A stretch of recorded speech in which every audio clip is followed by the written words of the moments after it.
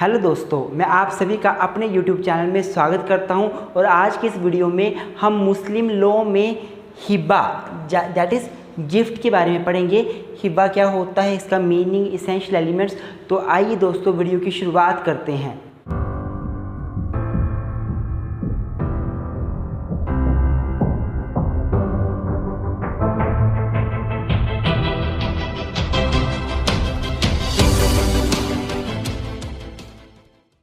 तो दोस्तों इस टॉपिक को मैं सबसे पहले इंट्रोडक्शन के साथ शुरू करूंगा। तो दोस्तों कोई भी व्यक्ति है, उसके पास जो प्रॉपर्टी है, चाहे मूवेबल प्रॉपर्टी है चाहे इमूवेबल प्रॉपर्टी है, वो अपनी प्रॉपर्टी को ट्रांसफ़र कर सकता है डिफरेंट मोड से। जैसे कि वो किसी को सेल कर दे, पैसे ले और प्रॉपर्टी दे दे किसी को, या वो किसी के साथ एक्सचेंज कर ले अपनी प्रॉपर्टी को लेकर, अर्थात अपनी प्रॉपर्टी किसी को दे दे और किसी की प्रॉपर्टी ले ले, एक्सचेंज कर ले। या फिर वो क्या कर सकता है, विल बना सकता है, वसीयत बना सकता है, जो कि एक व्यक्ति के मरने के बाद एग्जिस्टेंस में आती है। आज वो वसीयत बनाएगा कि मैं अपनी प्रॉपर्टी इसको देना चाहता हूँ, और जब वो मर जाएगा तो उसके बाद जो उसकी वसीयत है, उसकी विल है, वो एग्जिस्टेंस में आ जाएगी और प्रॉपर्टी वैसे ही दी जाएगी जिन लोगों का नाम उसने लिखा हो। उसी तरह से एक व्यक्ति अपनी प्रॉपर्टी को गिफ्ट के माध्यम से भी ट्रांसफ़र कर सकता है। गिफ्ट में क्या होता है, in the gift one person transfer the property to other person without any money, without any consideration, without any money consideration. जब एक व्यक्ति दूसरे व्यक्ति को प्रॉपर्टी ट्रांसफ़र कर देता है पर इसके बदले कोई पैसा नहीं लेता, तो इसको बोला जाता है गिफ्ट, इसको बोला जाता है हिबा। मेरे दोस्तों, मैं आपको यहाँ पे बताना चाहूँगा कि ट्रांसफ़र दो प्रकार का हो सकता है। ट्रांसफ़र दो प्रकार का हो सकता है, एक होता है इंटरवाइवस, एक होता है टेस्टामेंट्री। इंटरवाइवस का मतलब होता है among the living beings, among the living beings, जो व्यक्ति जी रहे हैं उनके बीच क्या ट्रांसफ़र को बोलते हैं हम इंटरवाइवस। जब दो लोग जो आपस में जीवित हैं, वो आपस में जीवित व्यक्ति प्रॉपर्टी ट्रांसफ़र कर रहे हैं एक दूसरे को, वो होता है इंटरवाइवस। तो गिफ्ट की अगर मैं बात करूं तो गिफ्ट इंटरवाइवस एक ट्रांसफ़र है। इंटरवाइवस मतलब दो व्यक्ति जो जीवित हैं उनके बीच ट्रांसफ़र हो रहा है। गिफ्ट में क्या होता है, एक व्यक्ति दूसरे व्यक्ति को प्रॉपर्टी ट्रांसफ़र करता है और वो जीते जी प्रॉपर्टी ट्रांसफ़र कर रहा है। लेकिन अगर मैं विल की बात करूं, वसीयत की बात करूं, तो वसीयत में क्या होता है, वसीयत को बोला जाता है टेस्टामेंट्री ट्रांसफ़र, अर्थात व्यक्ति के मरने के बाद प्रॉपर्टी ट्रांसफ़र में होती है। एक व्यक्ति विल बनाता है, वसीयत बनाता है, उसने विल में लिख दिया मेरी प्रॉपर्टी इतना % इसको जाए, इतना % इसको जाए, तो वो अभी नहीं एग्जिस्टेंस में आ जाएगा जो उसने विल में लिखा हुआ है। जब वो व्यक्ति मर जाएगा उसके बाद वो चीज़ एग्जिस्टेंस में आएगी। इसको बोलते हैं हम testamentary succession, testamentary transfer of the property. दोस्तों अब मैं आपको गिफ्ट का मीनिंग बताता हूँ, गिफ्ट का मीनिंग क्या होता है। तो दोस्तों अगर मैं गिफ्ट के मीनिंग और डेफिनेशन की बात करूं तो स्कॉलर मुल्ला ये बोलते हैं gift is a transfer of property made immediately and without any exchange by the person to other and accepted by the person और on behalf of that person, latter person.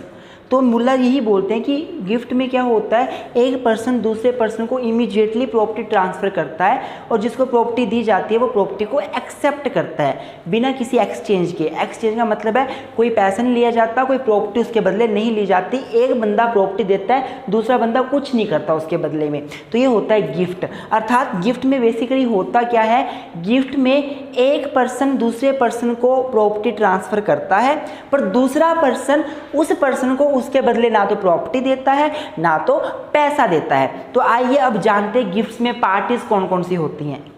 तो अब अगर मैं गिफ्ट में parties की बात करूं तो गिफ्ट में दो पार्टीज होती हैं, एक को बोला जाता है डोनर और दूसरी को बोला जाता है डोनी। डोनर वो पर्सन होता है जो प्रॉपर्टी ट्रांसफ़र करता है, जो गिफ्ट बनाता है, जो गिफ्ट में प्रॉपर्टी देता है, और डोनी वो पर्सन होता है जो गिफ्ट को एक्सेप्ट करता है, जिसको गिफ्ट दिया जाता है, जो जिसके लिए गिफ्ट बनाया जाता है। अब मेरे दोस्तों हम मेन क्वेश्चन पे आते हैं जो एग्जाम में अक्सर पूछा जाता है, what are the essential elements of a valid हिबा, what are the essential conditions for making the हिबा वैलिड। और इसेंशियल रिक्विजिट्स या रिक्वायरमेंट्स फॉर द वैलिड हिब्बा, वैलिड गिफ्ट।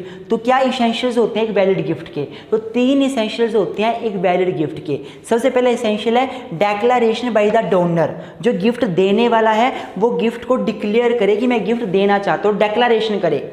दूसरा है एक्सेप्टेंस बाय द डोनी, जिसको गिफ्ट दिया जाता है वो उसको एक्सेप्ट भी करे कि जी हाँ जो आपने गिफ्ट दिया मैं उसको एक्सेप्ट करने के लिए रेडी हूँ। और तीसरा है डिलीवरी ऑफ पोजेशन, एक ने बोल दिया मैं गिफ्ट देना चाहता हूँ, दूसरे ने बोल दिया मैं एक्सेप्ट करना चाहता हूँ, अब लास्ट में एक्चुअल में वो गिफ्ट का पोजेशन डिलीवर भी करवाना पड़ेगा, बातों से काम नहीं चलेगा। तो 3 इसेंशियल्स हैं। अब एक एक करके इन तीनों इसेंशियल्स को अच्छे से पढ़ते हैं। तो सबसे पहला जो इसेंशियल है वो है declaration by the donor. Donor वो पर्सन है जो गिफ्ट बनाता है, जो गिफ्ट देता है। तो सबसे पहला इसेंशियल एलिमेंट ये है मेरे दोस्तों कि जो गिफ्ट बना रहा है वो डिक्लेयर करे कि हाँ जी मैं अपनी ये प्रॉपर्टी आपको गिफ्ट देना चाहता हूँ, एक्सप्रेसली डिक्लेयर करे। जो डेक्लेरेशन है वो ओरली भी हो सकती है कि मैं आपको गिफ्ट देना चाहता हूँ, या राइटिंग में भी हो सकती है, लिखकर वो बोल दे कि मैं आपको ये गिफ्ट देना चाहता हूँ और आप इसको एक्सेप्ट करें। लेकिन चाहे ओरल हो चाहे रिटन हो, वो होनी बिल्कुल एक्सप्रेस चाहिए, उसकी इंटेंशन बिल्कुल ये हो कि मैंने गिफ्ट करना है। ऐसा नहीं हो कि वो कंडक्ट से शो कर दे कि मैं गिफ्ट करना चाहता हूँ, नो, एक्सप्रेस होना चाहिए, चाहे ओरल हो बोल कर हो चाहे रिटन हो लिख कर हो, पर एक्सप्रेसली वो बोले कि मुझे गिफ्ट करना है। उसके बाद उस पार्टी की, जो पार्टी गिफ्ट करना चाहता है उसकी कंसेंट, फ्री कंसेंट होनी चाहिए। जो वो अपनी कंसेंट दे रहा है, अपनी जो सहमति दे रहा है, गिफ्ट कर रहा है, वो फ्रीली करे, बिना किसी के दबाव में आकर, बिना किसी फ्रॉड से, बिना किसी फोर्स से, बिना किसी कॉशन से। वो किसी भी तरह के फ्रॉड फोर्स का यूज़ करके गिफ्ट जो है उससे ना लिया जाए। जो व्यक्ति गिफ्ट दे रहा है वो फ्रीली अपनी फ्री कंसेंट से, अपनी इच्छा से गिफ्ट करे। अगर कंसेंट फ्री नहीं होगी तो गिफ्ट वैलिड नहीं होगा।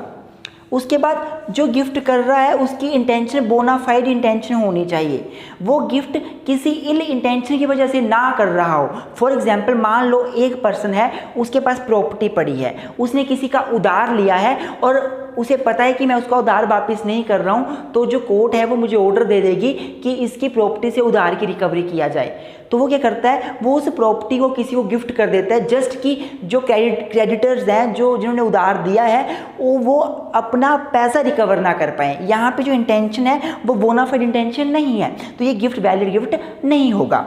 इसके बाद कंपिटेंसी ऑफ डोनर, जो डोनर गिफ्ट कर रहा है वो कंपिटेंट भी होना चाहिए। कंपिटेंसी में कैपेसिटी भी आ जाती है, राइट भी आ जाता है। मतलब वो कैपेसिटी भी उसके पास होनी चाहिए गिफ्ट करने की, और राइट भी उसके पास होना चाहिए गिफ्ट में प्रॉपर्टी देने का। कैपेसिटी की बात करूं मैं तो ये है कि सबसे पहले वो अडल्ट होना चाहिए।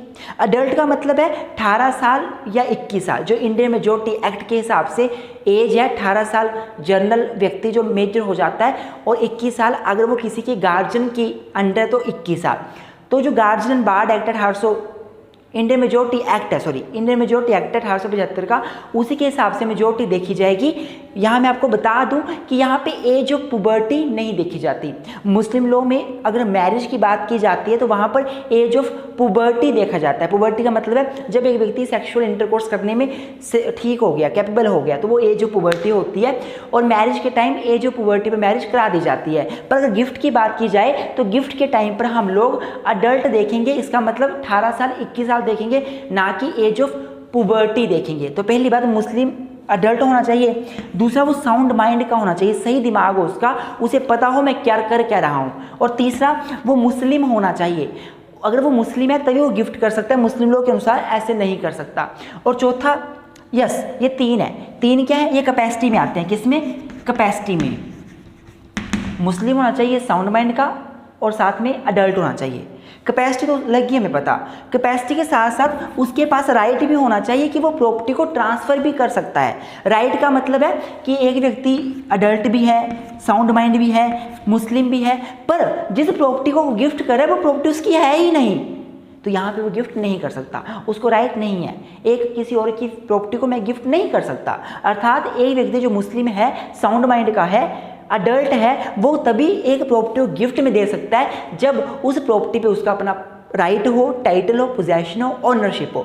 आई होप आपको फर्स्ट पॉइंट समझ आ गया होगा। अब दूसरा पॉइंट डिस्कस करते हैं। अब मेरे दोस्तों अगर मैं दूसरे इसेंशियल एलिमेंट की बात करूं गिफ्ट के, तो वो है acceptance of the gift by the Downey. जो डोनी है वो उस गिफ्ट को एक्सेप्ट भी करे, that is very very essential. तो मेरे दोस्तों मैं आपको बताना चाहूँगा, अगर डोनी की बात की जाती है तो डोनी कोई भी ऐसा व्यक्ति हो सकता है जो एग्जिस्टेंस में है। एग्जिस्टेंस में डोनी होना चाहिए। अगर कोई व्यक्ति एग्जिस्टेंस में नहीं है तो उसके नाम का हम गिफ्ट नहीं बना सकते। हाउएवर इसकी एक एक्सेप्शन भी है, मैं वो नीचे बता दूंगा। तो अब मैं आपको डिफरेंट पर्सन्स बताऊंगा, अगर उनके नाम पर गिफ्ट बनाया जाता है तो उसकी क्या वैलिडिटी है। सबसे पहले माइनर, अगर हम माइनर के नाम पर गिफ्ट बनाते हैं तो उसकी क्या वैलिडिटी है। तो मेरे दोस्तों अगर कोई व्यक्ति माइनर को गिफ्ट बनाता है तो yes this gift is valid, ये गिफ्ट वैलिड है, और क्योंकि माइनर एक एग्जिस्टेंस में है पर्सन और उसके लिए बनाया गया गिफ्ट वैलिड गिफ्ट माना जाएगा।